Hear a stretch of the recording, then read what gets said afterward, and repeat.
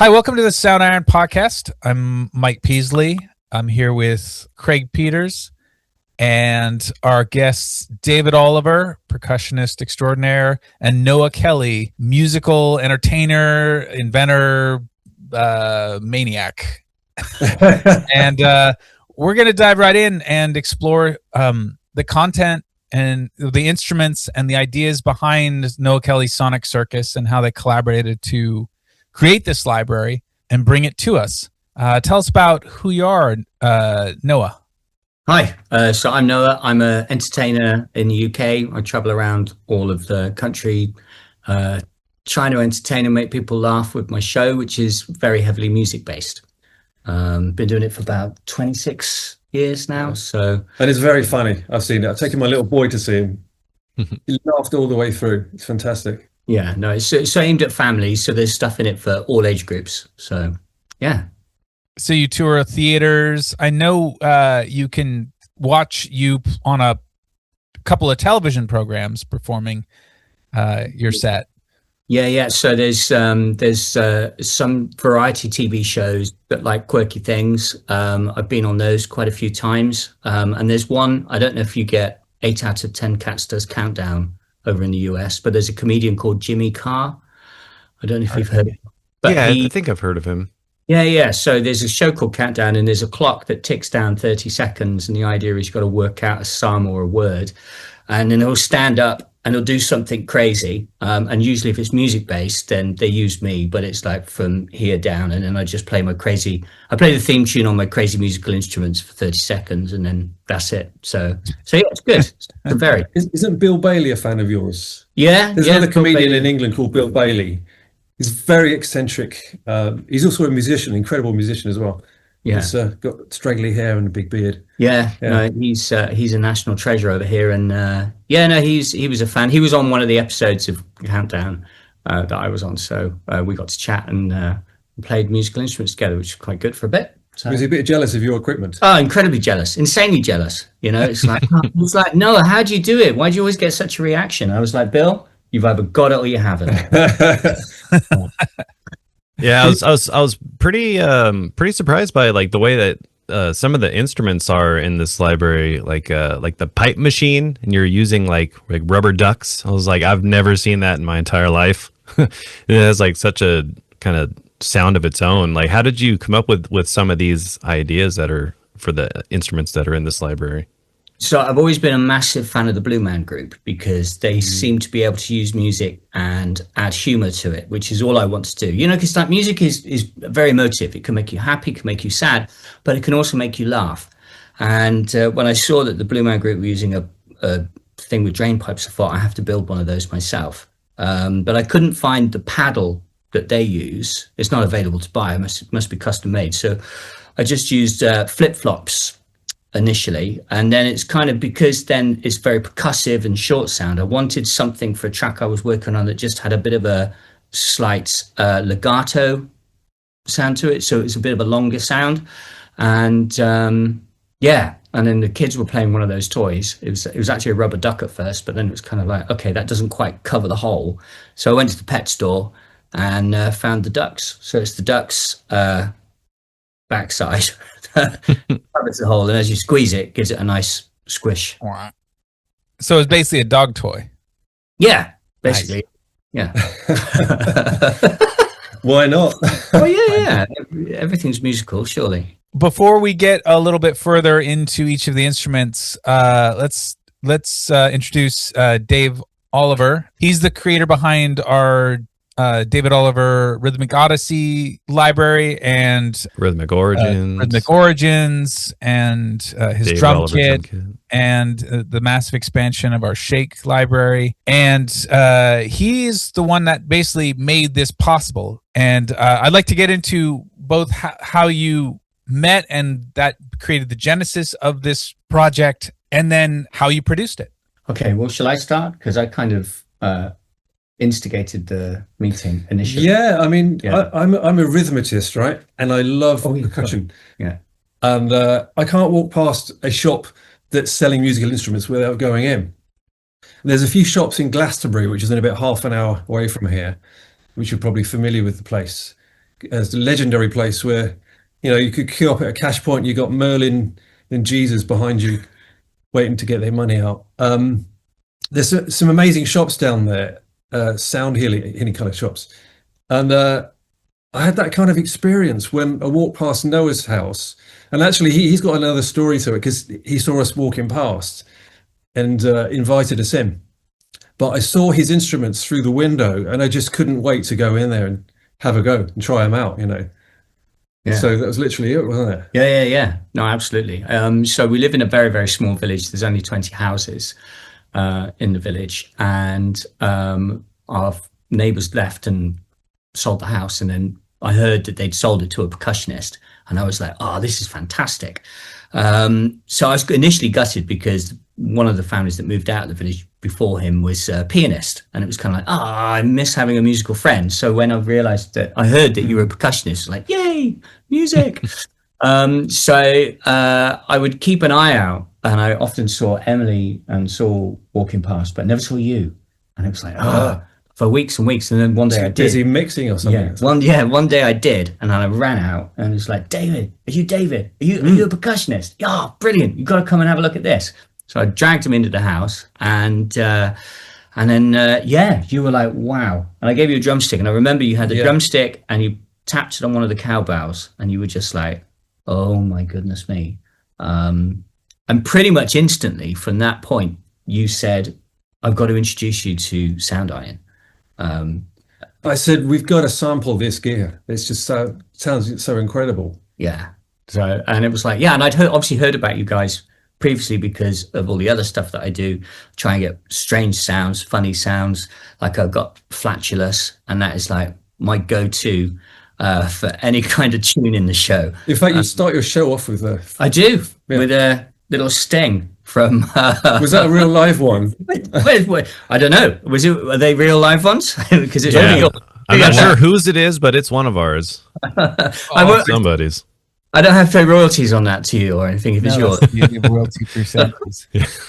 No, there's no fake parts. It's all real, 100%. All natural. All natural. Yeah, and so it was just kind of like, oh my gosh, I would absolutely love that if that could happen, but never realised that it would, and then it did. So and then because you're on tour quite a lot, it's like finding the time. Okay, and luckily we've got an amazing church just down the road. And with such a small amount of people living in the village, it doesn't get used very much. And no one knows the people that run it and look after it. So we went in there, we tried out the acoustics and thought, we took the horns in there. And you think hooters, like comedy honk, people use them for like comedy breast noises and things like that. And that's the preconception people might have of these hooters, but especially the low ones in that church, they suddenly became like French horns. Yeah. Because we did sample them in my place, and they sounded like the classic thing you'd expect, like car hooters. But the reverb in that church is incredible. So it's amazing. And on the pack, listening to the low end far away horns, it's got that rasp that just goes raw, and it's just it's magical, absolutely magical. Yeah, that was my first thought when I was playing with it, because it almost reminded me of like using the hornophones. It almost had this like trumpet quality when you play it higher up in like sort of like the like C4 range, sort of like where trumpets play in their sort of power range. It like reminded me of that, and just thinking of the sound of the room, I really loved how like the depth of it. I felt like you can really like hear it in the space. Yeah, no, it's good. The faraway microphones were way down the aisle towards the entrance. So how far away? 30 or 40 foot away. Yeah. We turned up the game. I turned up the game massively on those ones. I was sitting on the pew fairly close to the altar and giving Noah the thumbs up, do that again, whatever. Yeah. Because also we started off recording with a click because I thought I kind of worked out in my head how long this is going to take. We had an open schedule. We could record as much time as we wanted to. But it became quickly apparent because of the reverb in that church, just one heavy hit. You couldn't sort of time it. You had to wait until the sound had completely gone. Yeah. So we took our time. we took our time and then went back for another visit every time you were off. Yeah.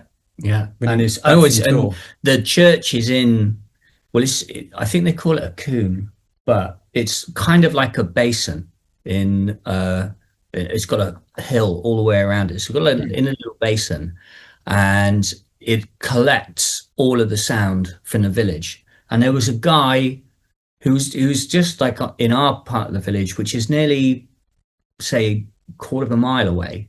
And he was just hedge trimming. And it wasn't very loud, but the sound of the church was just like, oh, what is this background noise? Where is that coming from? And I had to sort of run around the village trying to work out where the sound was coming on, because it seemed to be amplified because it was all going towards the church. But it's quite frustrating at times. But you do your best English accent and say, would you mind not carry on with that, please? I said, how long are you going to be doing this for, sir? Because we do some recording in the church, and all we can hear is this noise in the background. I think it was a leaf blower, and then he switched to a broom. So it's kind of like everyone's a winner. Yeah. And actually, on the first session, there was a bit of a storm suddenly, and then we heard a plane coming over. So I really had to be on it. Oh my gosh! Do you remember the fly? The fly. The fly. In the church. There was a fly in the church. Just wow. flying. And it was just like, where is that noise? Because I had the headphones on, and obviously you had the gain up quite high on the headphones in the church. Yeah. And I'm like, I can hear a fly. All I can hear is a fly. But yeah. So we had to wait until it passed. Wait till it flies away. It's funny how much you can notice all these tiny little things once you're recording something that's like super in depth. Yeah. Like you just start to notice everything. It's funny. One time I was recording an instrument in here, and for some reason it happened to be on a day where trash day was delayed. Next thing you know, I just hear it from like, I don't know, like half a mile away. Just, and it's like, oh. You hear like all the little things, or like things happen at the worst times sometimes when you're recording. Yeah. No, they do. It's true. You become acutely aware of everything, don't you? Yeah, your stomach starts making sounds the wrong time, or toes crack. I mean, just as a segue, when I recorded Shake, for instance, I scored out all the music because there was, I think, 6 or 7 different parts to it to build up for the loops. I basically held my breath. So I'd allow myself like a couple of bars to just breathe and just play the whole thing. At the end of it, I was thinking, really exhausted, Yeah, no, I bet. Because the position of the microphones were picking up everything. I was actually holding the face like that when I'm recording it. Wow. Yeah. That's mad, isn't it? But I know whenever I'm recording with mics, I'm just like, recording a guitar is a lot easier because it's DI. Something like that, it's like, well, that's cool because you don't have, you could sneeze while you're recording and you don't hear anything. But when it's like mics, it's a whole another ball game. Wow. Yeah. That's bad. You have to find a way of avoiding the mics. If actually I played behind the mics and across them sometimes to get the sound. Right. So you sort of reach around the microphone to. Oh, that's clever. Yeah. If you breathe really slowly, you can often, it depends on what you're doing, like tuned percussion bells or anything that rings out a long time and decays so that it's disappearing into the noise, into the background. That's where it's really the hardest, because there's no way to other than holding your breath. But for at least some kinds of sounds, it kind of gets buried in there. Churches are like, they sound glorious, but the problem is they always build them around people. Yeah. And now there's no escape from airplanes. And I thought, years ago that, once everything switched to electric cars, the noise level will kind of like fade. No, because the tire noise is really the dominant element. It just creates this that can travel for miles. Yeah. Well, that and now, like some of those electric cars, it's funny, like they're quiet, but you hear like this sound where it's just like, it sounds like some weird little silent space shuttle just creeping behind you.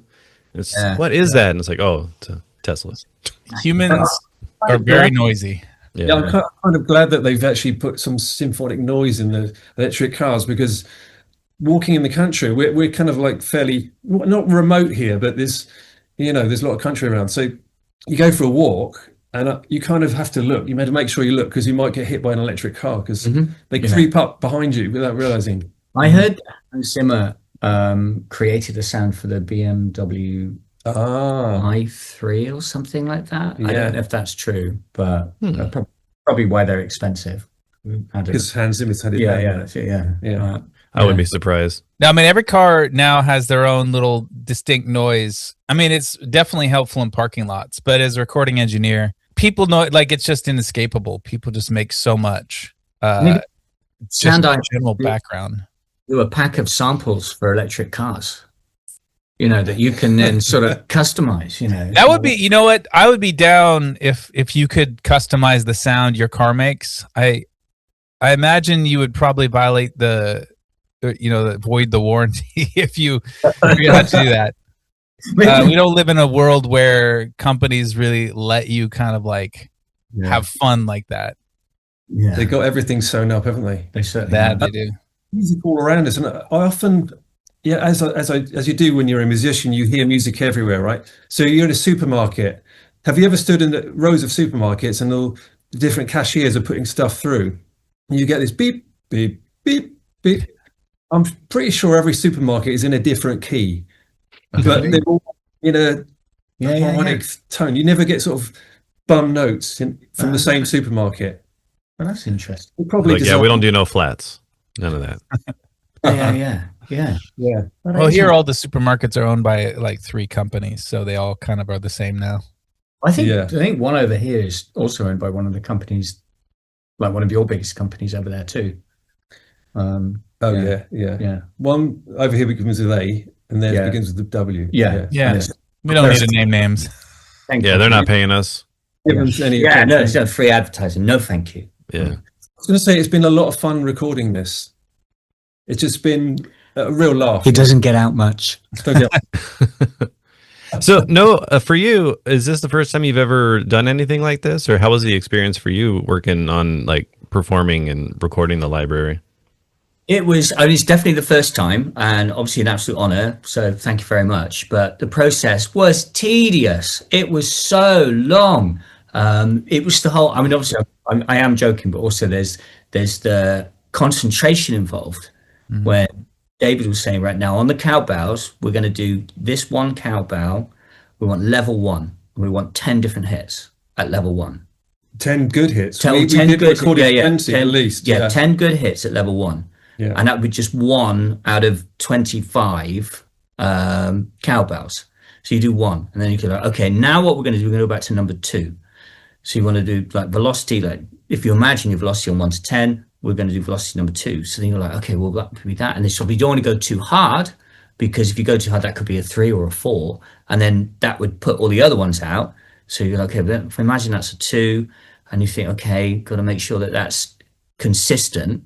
And of course you hit it, you wait for the sound to die out, you wait for the reverb to die out, and then you hit the next one, and it's just like, and it took ages, took absolutely ages. Yeah. I mean, I feel for you guys to sample things like pianos or things like that, because I mean, it's just like, wow, let's take. I mean, for you energetically, because you're a performer and you're out there, you're lively, you're quick, and it's a different discipline, isn't it? Yeah. I'm quite impatient with like getting the job done. Because it's like I want to, get on with it. And also, you're used to playing stuff very strongly, aren't you? Yeah. In terms of 1 to 10, what would you say? Definitely 7 or 8. 7 or 8. Yeah, absolutely. And there are some bits where if I can't hear myself, then it'll be 10. Because taking you down to 1s and 2s, it's unheard of. Well, this is what I was interested when you first came in and you picked up a cowbell and you hit a cowbell with a drumstick. You did it so gently. Yeah, I do. Number 3 or 4, I like to hit things at that kind of level. Yeah. You hear the acoustics. And it was mind-blowing for me because it's like, I just pick it up and go, bang. Just grab a hammer and bam. So to see you do that was kind of like, you can actually get almost as loud a sound out of it if you hit it gently. But like that, maybe. But it changes the character a lot. I think that's what's important about instruments like this. When you take something that has a quintessential use and a very signature sound, say like cowbells, but thinking about how it might actually be usable. When you think about musical elements like food groups and as components that fit a roll within the frequency sort of spectrum of the audible range, and how we think about what is a snare drum, what is a hi-hat, what is a bass drum, what is a voice, where does a voice sit, and all these different elements. Something like a cowbell can suddenly be very musical and very nuanced, and then it allows you to create music with a different mindset of what do I want to express, and what are the characteristics of the sounds I want to use, and they could come from any source. So just because something is usually noisy doesn't mean that's how it has to be used. Absolutely right. And I learned that day. So it was good. Yeah, because then you'd hear lots of different harmonics coming out that you didn't hear if you're hitting it in a certain way, you know. Yeah, and you also had very good ideas of how to use those sort of harmonics, like you say, maybe pouring some water into each cowbell and sort of like hitting it when it's got some water in it, like a water bell, or what is it? What are they called? Yeah, I forget the name of them, but didn't you record some for Rhythmic Odyssey?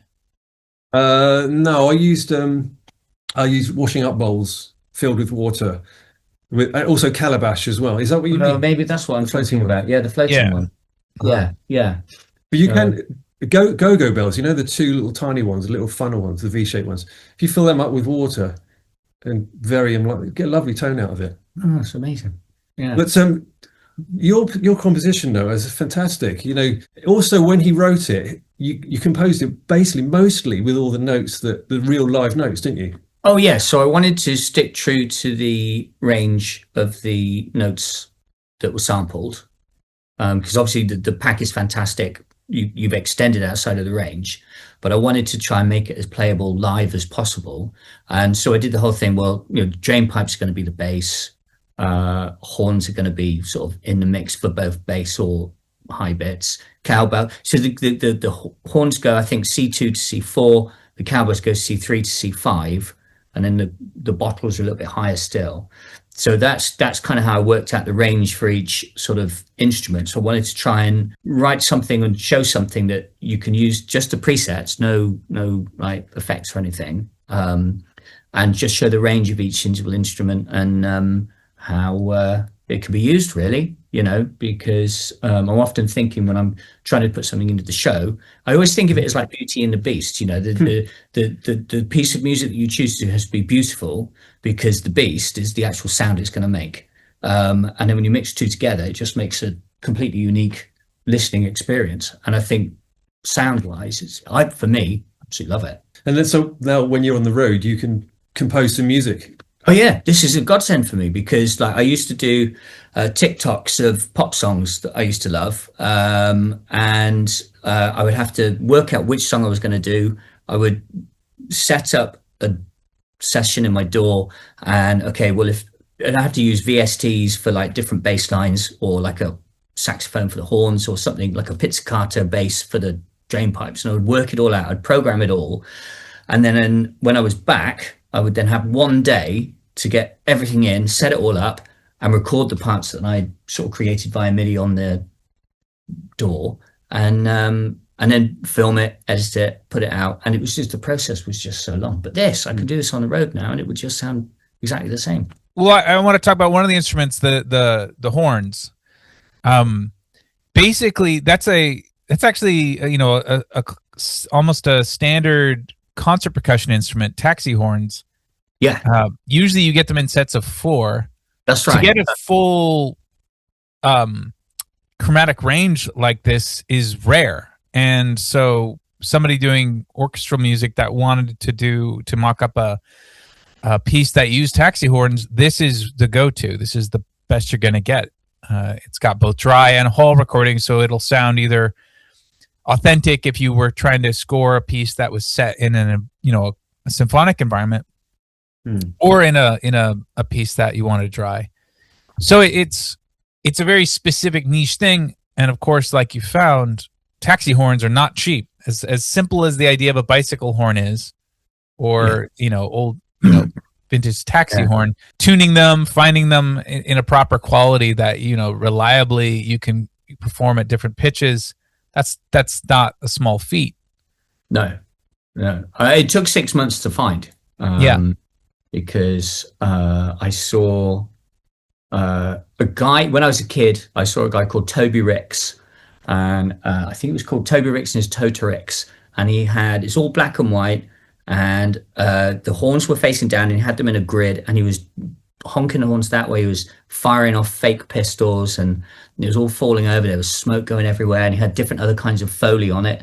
I just was like, wow, I just love that. And it just really completely captivated my imagination. And then forgot about it, and then carried on with my career as I got older. And then I saw an entertainer called Harry Hill use the 2-octave one in his stand-up comedy tour. Oh, is he the guy with the big collar and the bald? Yeah, bald-headed glasses. Yeah, got the pens. Yeah, very funny. Out. Yeah, he used to be a doctor or something. Yeah, he did. He did. Apparently, the story goes, when he left the doctor industry or the doctor field, 2 people died that night. His fault. Yeah, maybe. But anyways, He's like, don't put that on me. yeah. Don't do that. No. So I saw, and then when I saw Harry Hill do it, I was like, oh my gosh, this is what I was trying to get hold of. You know, this is what I wanted when I was younger. And so I emailed like all of the bicycle horn manufacturers, and it was kind of like, well, we can't help you. We just throw them together. If it makes a sound, it makes a sound. And then I would phone music shops, and they were like, never heard of anything like it at all in my life. And then I phoned orchestras to see if they had any like proper symphonic orchestras, and they were like, no, but if you ever get one, let us know, because that sounds fun. I was like, well, yeah, but you're not helping. Then I tried, I think it was a conductor. I spoke to a conductor, and he was telling me about a hire shop in London that has a basement. And it's this little hobbit sort of guy that just goes around getting weird musical instruments off the shelves and lending them to orchestras. And he told me about the 4 notes for Rhapsody in Blue. It's a Gershwin piece thing. It's a Gershwin, I think it's Rhapsody in Blue. And so I phoned him up, and then he put me in touch with the people that make the 2 octaves. And then when I found the price, it was like, oh, but I really want it. And this is 15 years ago. How much was it? It was £5,000 Jesus. plus shipping plus tax. 15 years ago, and it's now way more than that. So wow. And I spoke to the company recently because I was intrigued to know how popular it was in the UK, because obviously Harry Hill used one, Bill Bailey used one, and I'd heard that someone else was using one. But they said that as far as they're concerned, they've only ever sold one to the UK. And that's mine. So it's incredibly rare. Wow. Wow. Yeah, incredibly. Yeah. That's crazy. I did not know that. Yeah. One, it was so hard to find, and 2, the price. Weesh. Yeah. I mean, even if you could find, because like with, the 4-note taxi horn sets, I mean, they're basically always the same notes. You're not going to have any kind of real chromatic range to work with beyond that. So I think that's what makes this unique. And not to diminish the other instruments in the collection, because I really love the bottle phones in particular. They have a very sharp but nice, satisfying pingy note to them. They're kind of beautiful sounding. Yeah. I feel like if you heard it, you wouldn't know what that was. No. Was it, did we say it sounded almost like a harp in a way? In a way. Up a string on a harp. I mean, it's totally unique, but if you were going to make, it's difficult to know what to say it sounds like, because it's just unique, isn't it? Yeah, It's this is a little really bit well. like a handpan as well. This got that sort of tone to it. Yeah, like a muted handpan kind of thing. Yeah. But with a very clear note. Very clear, very sort of angelic sort of sound to it. Yeah. So how did you get that? Well, I just had to drink 25 bottles of pop. Well, there's a lot more to it, because so it's not just that you have like different bottles filled with different amounts of fluid or anything. There's a whole process to it that you built, and you should get into that. Okay, so I think it was I did notice that when I dropped a bottle of half-full pop by accident, it made that sort of ringing sound. But then I think the kids knocked over one, or it fell out of the recycling. It was empty, and that made a beautiful sound. It was like, well, that's funny. And then of course it had a little bit of pop left in it, but it was the gas that was making the bottle pressurized, that when it struck the surface, it was like, oh, that's a note. So then I had a friend who has a bicycle repair shop. And so we were talking about getting valves from inner tubes on a bicycle, screwing them through a lid, gluing them to the lid so they're airtight, and then gluing the lid onto the bottle, and then using a pump to pump up the pressure in the bottle to a point that when you ping it, it makes a note. And then that's what we did to create. I got bored, so it's only 1.5 octaves, I think, in real life. But again, just the beauty of it is just like, who'd have thought you could get this wonderful sound out of something so ordinary? It's just compressed air. That's all. Cool. I said there is a problem, and I might switch to. I don't know what they use in the tires at Formula One. Nitrogen. It might be, because no, I think it's nitrogen, because if you have tuned the bottle in one environment, and say you go outside or you go to set it up in a hall or a theater and it's colder, then it loses pitch. With nitrogen, and I'm pretty sure it's nitrogen, if you get the pressure right, then temperature won't affect the pressure. So the notes will always be the same. So it is a bit interesting. You have to retune them. So it's kind of like, not a lot of people would want to buy one of those to then have to spend an hour each time you use it, tuning it, and hoping that. And if you go too sharp, how do you? Oh, you just get your thumb and go, and then you tune it. So I've gone too far. And you get your thumb, you do the tiniest little push, and you let a bit of air out, and then you put your tuner on it again, and then you realise I've let too much out. It's gone below the note. And you gotta just slowly. It's not as easy as like tuning a guitar or a bass or something where you just getting a little micro tune or whatever. That's it. Yeah, if only it was. Yeah. But then that's the effort I like to put into it. I think it makes it different. And so, who made the stand?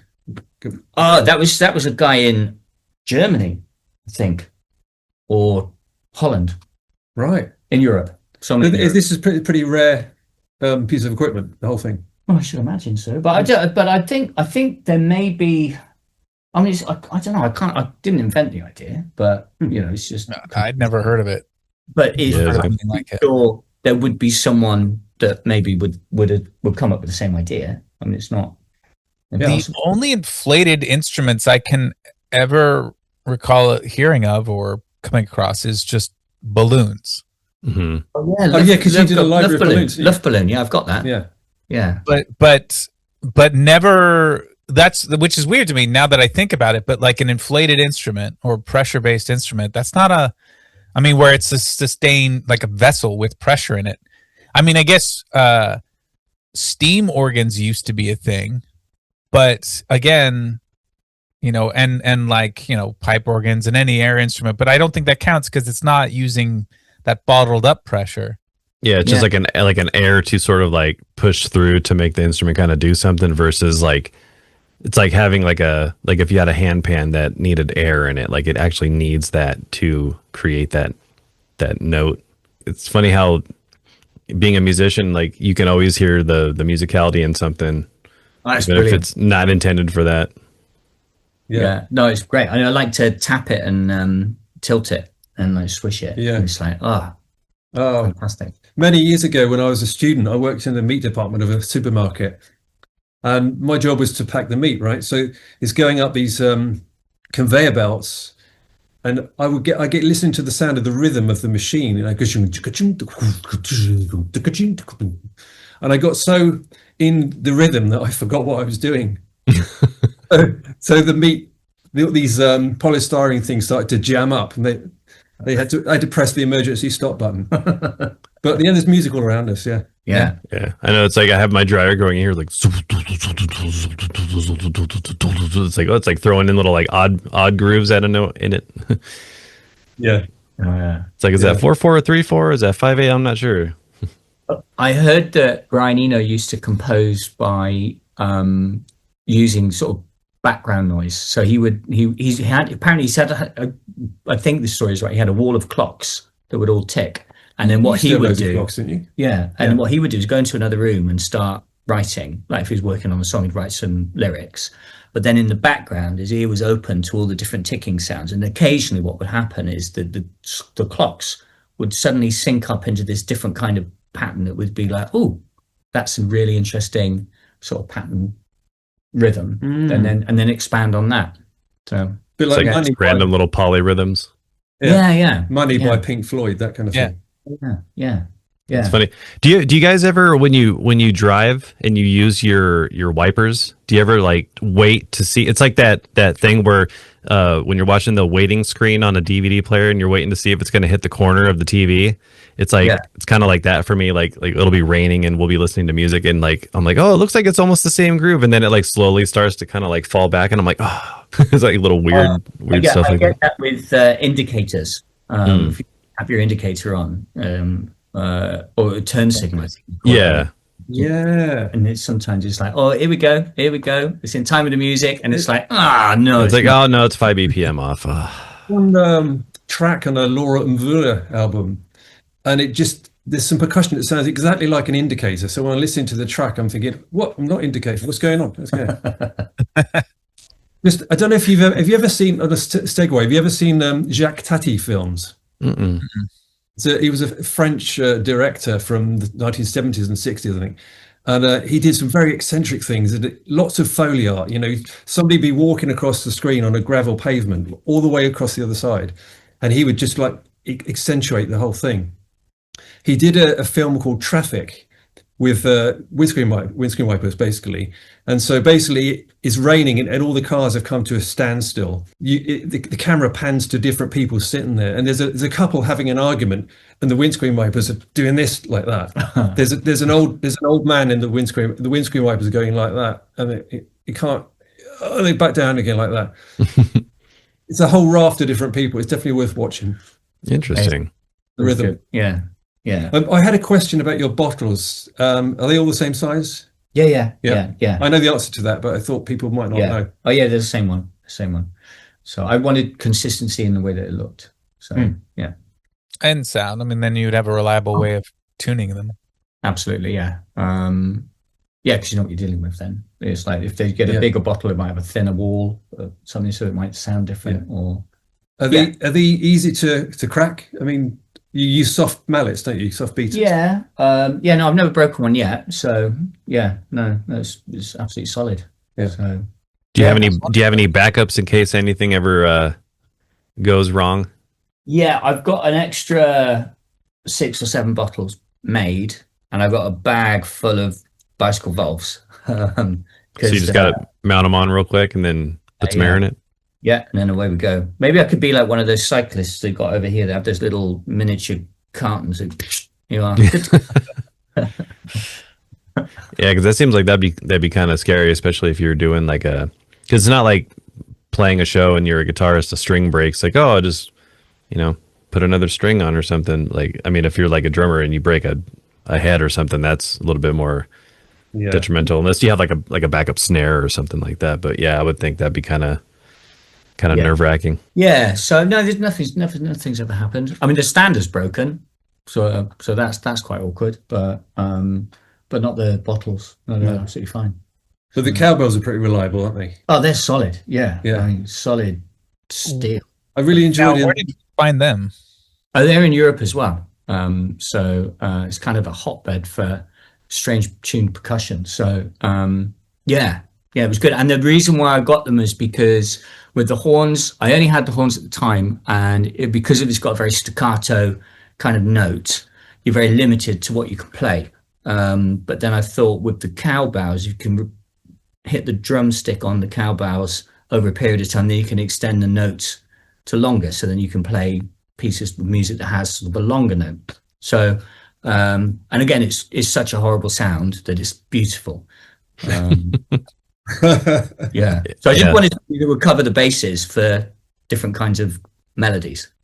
Yeah, that was one of my favorite things about the library, because we have our Oops All Cowbell library. That's another April Fool's library that we came out with, and it's just got a bunch of different cowbells. But with this one, it's really cool because it's like a chromatic range. Very being able to, like being at like, because a lot of times people just like, oh, like people like joke around about cowbells, or just having, using it in a piece of music. But I was like, what's really cool about this is that depending on whatever you're writing, you have a note for, any type of cowbell, to fit your track. So if you're very specific about the type of instruments that you're using in your music, and it's like, oh, I have it in this key, or, these notes or whatever, you actually have a cowbell that would work for basically any arrangement. Yeah, it's funny actually, when we were recording in the church, I'm not sure it was the first session or the second one, some people came in out of curiosity and got really excited.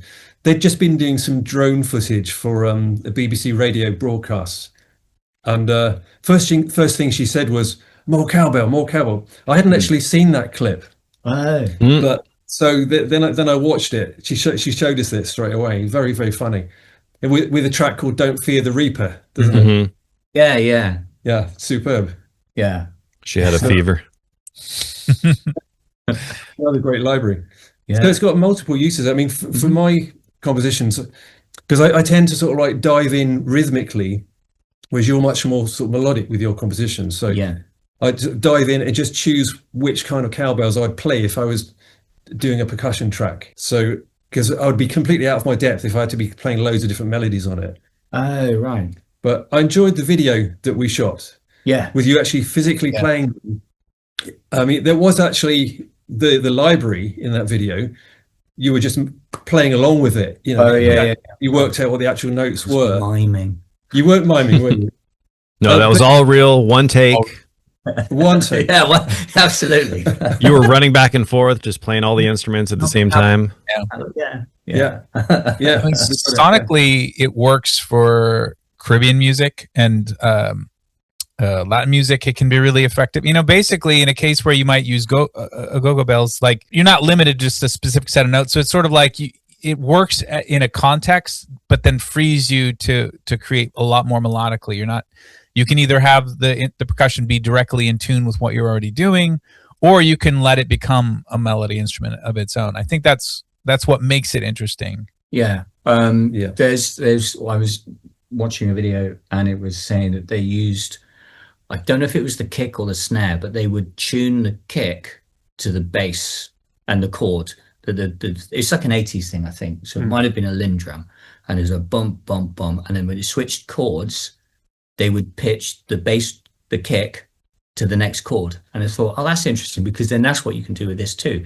You can have your cowbell, but then if it switches chords, you can then change the note of the cowbell too. And sort of it can follow the music, because where those be percussive, it can also be melodic. Right. So yeah, in Don't Fear the Reaper, if they had a middle eight that was a changed key or something, they probably didn't write that because they were stuck with the same cowbell. Yeah. If they had your set of cowbells, they could change.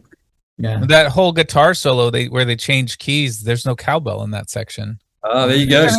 It goes off and like you lose the cowbell.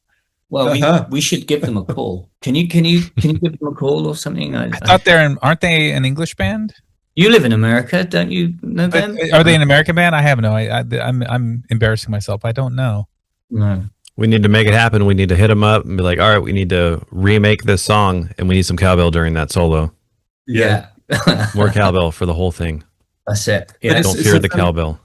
Yeah. It's a very physical instrument. It was great to see you actually playing it. I mean, when we get a library, very often what it looks like is less important than what it sounds like.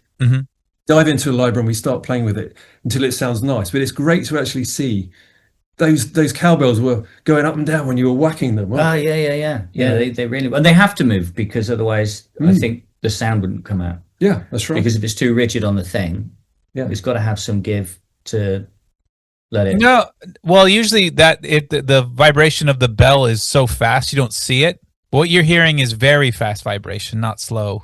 Slow would be like whoa. That would be sub bass. Yeah. The actual cowbells wobble on the stand. That's just because you're hitting them so hard. Yeah. That's right. It's like a rebound of a basketball. You gotta like time the hits where you get it on the rebound. Oh yeah, get that like real perfect resonation. So you don't think the sound would change if the cowbells wouldn't move? It'd probably be a little higher pitch. All right.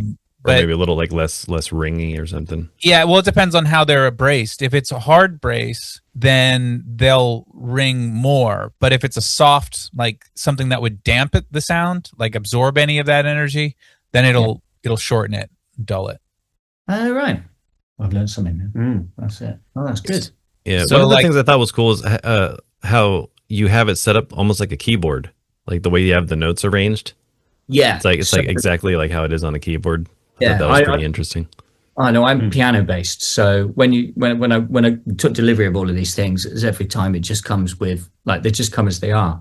So it's like, well, okay, I gotta know where I'm gonna put it to play it. So having piano is my first instrument, so it's kind of like, okay, well, I'm just gonna put them in chromatic order. So that then what I would do is when I would work out a tune, when I first got them, I'd work out a tune on the piano. And I would just sit and play the melody on the piano like this. And then I would look at the piano and go, okay, well, if I was going to play it and look using these notes, then I would stand behind the horns and just basically look at them and go, okay, well, those notes would be that one, that one, that one, and that one. And then dive in and try and work out how to play it. It took about 6 months to learn to play my first piece. But then having come from a piano background, I thought that would be the easiest way to get me going.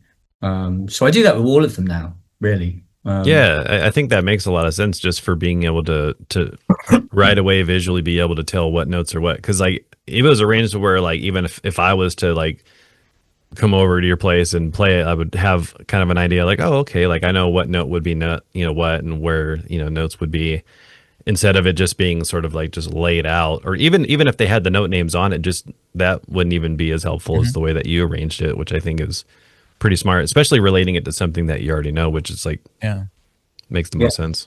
I'm surprised you're not a marimba player, because well, no, I'm a piano player. This is I feel like an imposter because I'm all self-taught. So that doesn't matter. That's I mean, Story of my life. Yeah, exactly. Brilliant. Same here. So it's kind of like I always feel like I'm thinking now I would like to have proper lessons.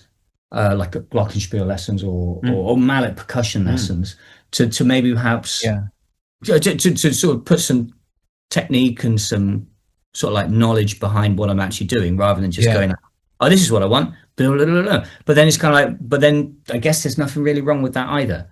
No, but the spacing of your instruments, like when you play like a little, like at least like a more of an alto range glockenspiel or xylophone, the bars are really small, pretty close together, but the way your instruments are laid out and the fact that you're using it, chromatically with a keyboard layout, that's very much more like a marimba or a vibraphone.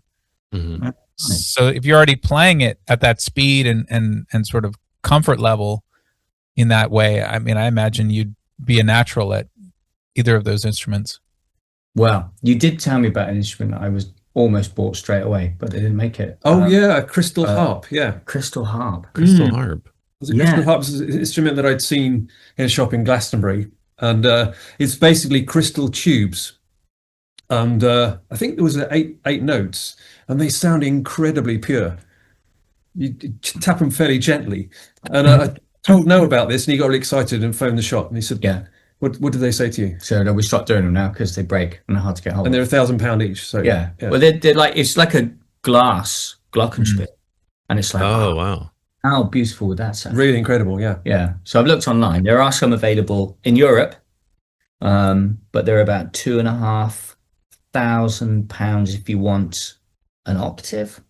Was it an octave or was it two? Are they usually played where you wet them with your fingers? I don't mean like glass harmonica, but the pull ones. I've got some or you that like use rub aluminum like where you like tubes. rub the tubes kind of. Yeah, Right, I've got yeah, aluminum tube ones. These are like little like tubes, like glass tubes with a hollow inside, and they rest on, and then you hit them with something. Okay. But have you? What's the one that you pull? You pull? You got one of those? Yeah, I have, but not with glass rods. It uses aluminum rods. Oh, right. So it's a little more durable. They're still very small and thin and fragile, but they connect to these vertical tuned resonators that you, in theory, could just play, because it's like it's a metal bar over, suspended over a hollow resonator, but then built into the bars, the thread and the tube comes out, and then it's a row of them chromatically, and so you wet your fingers and just pull on them, and it sustains the note. Is it good? Does it sound Yeah, peaceful? it sounds really cool. Oh, right. Haven't sampled it yet. Gonna do it soon, but it's like I have a big list of things that I've collected and not had the chance yet to properly, because it takes a long time to sample them, right? As you found, it's not let me do that real quick kind of thing. No. You gotta set aside the time and the focus, and it's a whole process. Yeah. And then, as David found, once you got the recordings, the editing is no joke either, because you have to very precisely cut things up and balance them and tune them, micro tune them, because while the instruments can be tuned physically, at the end of the day, when you need it, to really play as a chromatic instrument across a whole key range, you really need to dial it in. Otherwise, it makes it challenging to integrate into music. Yeah, and definitely I agree with that, especially with things like with the pop bottles, because you can never really get it spot on, and there is some imperfection in the tuning with the horns as well and the cowbells, and sometimes that can add to the character of the sound. But if you're composing a piece and you want it to sound right, then it's got to be spot on. Yeah, I mean, or with the horns, there's a natural pitch bend in the note, and so when you tune them, you center that bend over the fundamental, so that it rides in that domain, even though it's got that natural bend, and so you don't lose that character when you accurately tune the center line of that. It still has all the flavor, but now it sits right in the mix and is predictable in that way while still having all the flavor. See, I don't know anything about behind the scenes about what you guys go through, but yeah, that's incredible. Absolutely incredible. Yeah, there's loads of editing that goes into these things. Yeah, it's kind of because I guess that's the thing about it too, is you're really committing it to stone in a way, and so you've got to throw all your might into making it ideally representative of what it's going to be, and as flexible as it can be in all the different ways it could be used. It's easier to untune something than it is to tune it. So once you have it nailed down, you can always let it be a little bit more random after the fact. Yeah, because you have got a pitch thing on the pack, I think, haven't you? You can micro tune it however you like. Yeah. You could do semitones or cents, so you can just fine tune it if you want. Oh wow! To make it more awkward. Yeah, and you delved into a lot of the different presets, didn't you? Oh yeah. So the one that we filmed the track for, that was just using presets, but then I did a more sort of dancey kind of pop version. And what I wanted to then do is go into the effects presets on the pack, and some of the things in there are amazing. I used, I think it's called Otherworld on a cowbell, and it just creates this beautiful, almost like a pad. Absolutely incredible. Oh, and I used Punch and Sparkle on some of the bottles, and it was like, as soon as you press it, it's like, boom, there they are. Incredible stuff. There was also the lead distortion. I tried on the horns, but it was just a bit intense. Just like turned into some crazy Brahms, like Brahms stabs. Yeah. Well, it was good. So yeah. Yeah, I think a lot of the ambiences really complement this library too, because I feel like with these they're a lot more like melodic and moody to me. Sure. And especially with some of the with the bottle phone sort of attacks, the doom, and then you hear the doom, that kind of like ambient that comes after it. So you have this percussive sort of tuned, percussion starting note, but then you have this ambience that kind of floats afterward, which is really cool. And then you can use stuff like the attack knob if you want to take that percussive tune sound out and just make it this very like swelly pad, So it's pretty cool being able to morph between those different ambiences, because all that stuff's created using a lot of the source content too, which is pretty cool. So you still have that sort of like the DNA of the samples in there, but then just manipulated to go way beyond anything that you would normally hear from it, which is cool. Yeah, it was very surprising to see how else it could sound using different sort of effects and stuff. And in fact, actually, I did a cavern kick sound effect using on your kick drum from your drum kit, and then I hit a drain pipe, a low drain pipe, using the other world effects, but then took the attack of the drain pipe off so it didn't interfere. Kind of like just went boom, and then whoa. And it was like, yeah. So thanks to you guys.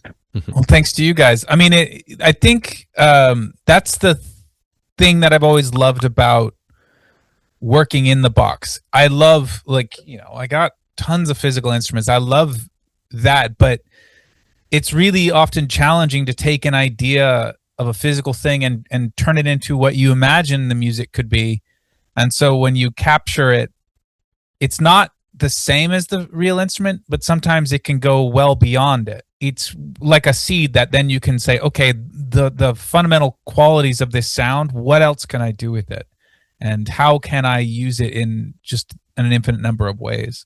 So but it always has to start with that good seed. And often with a library that has a core theme, because with Sonic Circus, it is very much about, I mean, while the instruments you built are, for entertainment and children's music and pop and all these different kind of more modern aesthetics, they also really directly draw from kind of the sound, like the sonic motifs of old circuses and carnivals.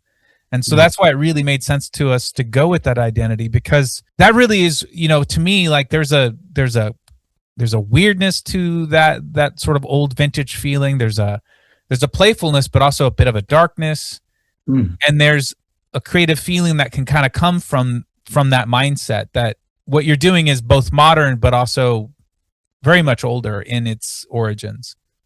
So I think that really kind of captures that potential of, it's fun, but it can also be, a bit nightmarish if you want it to be. Yeah. The sound design can kind of take it into kind of otherworldly or mysterious realms, or dark or heavy realms, or kind of any weird mutant in between. Yeah, is it happy funny clowns, or is it scary clowns that come out from under your bed?